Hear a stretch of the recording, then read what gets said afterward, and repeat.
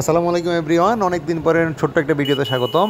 আজকের ভিডিওটা মূলত হইতেছে একটা ছোট্ট অভিজ্ঞতা, খারাপ একটা অভিজ্ঞতা হয়েছে সেই অভিজ্ঞতা নিয়ে। তো আমি পাম্প থেকে তেল ভরি সব সময় টাঙ্কি ফিল আপ করা হয়, তো খোলা তেল বা বাইরে থেকে নেওয়া হয় না। খুব যদি ঠেকায় না ভরি তাহলে নেওয়া হয় না।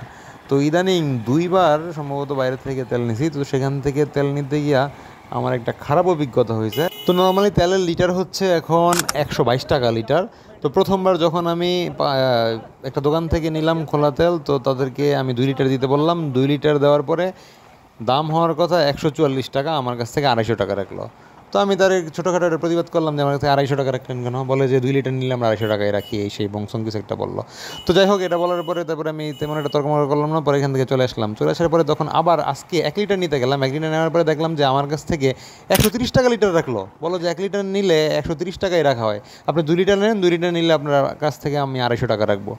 তখন তারে বললাম, সে বললো যে পুরো আপনাদের এই যে বোতল বইরা দেই, তারপরে এই সেই আমাদের তেল ফালানো যায়, এটা হয় সেটা হয়, ডালতে গিয়ে অনেক কাহিনী মাহিনী বললো। আমার কাছ থেকে 8 টাকা বেশি রেখে 130 টাকা রাখলো। আমি তো পুরা আবুল হয়ে গেলাম, হায়া তো কতটুকু কমে গেল। তো বাইরে থেকে যারা এরকম খোলা তেল নেন তাদের সাথে এরকম কোনো অভিজ্ঞতা হয়েছে কিনা, তারা কাইন্ডলি আমাকে একটু কমেন্টে জানাবেন আপনাদের সাথে এরকম কোনো ঘটনা ঘটছে কিনা।